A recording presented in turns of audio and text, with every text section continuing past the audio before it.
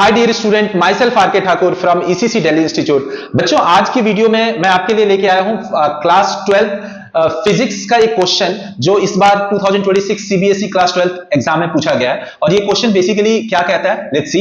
Question कह रहा है कि the figure shows the variation of capacitive reactance XC of two ideal capacitors of capacitances C1 and C2 with the reciprocal of angular frequency 1 by omega of AC source.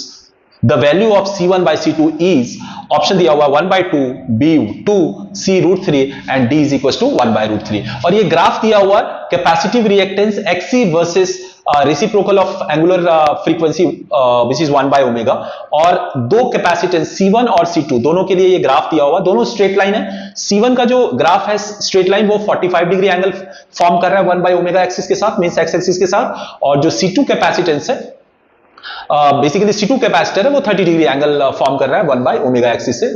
हमें basically C1 by C2 find करना है। तो इसको कैसे find कर सकते हैं बच्चों? जो हमें पहले से पता है कि XC क्या होता है, XC होता है 1 by omega C, right.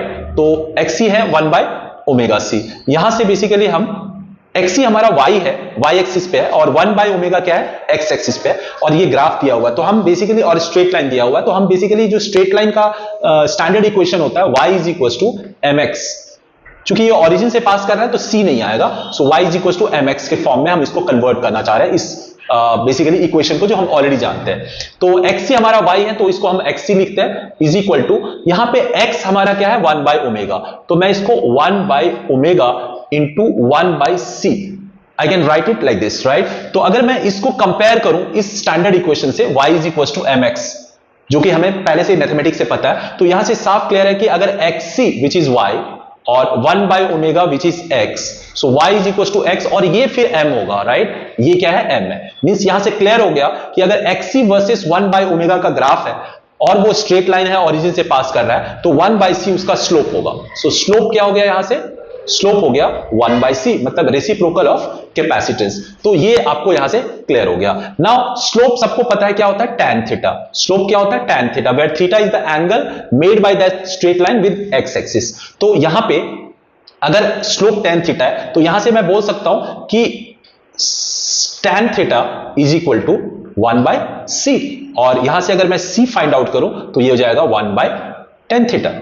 Okay fine. तो ये कंक्लूड हमने कर लिया कि जो कैपेसिटेंस होगा यहां पे ये 1 by tan थीटा होगा। नाउ अपने को फाइंड करना है क्या, हमें फाइंड करना है C1 अपॉन C2, राइट। तो C1 को मैं क्या लिख सकता हूं, 1 by tan थीटा 1, राइट, और C2 को क्या लिख सकता हूं, 1 by tan theta 2। Okay fine.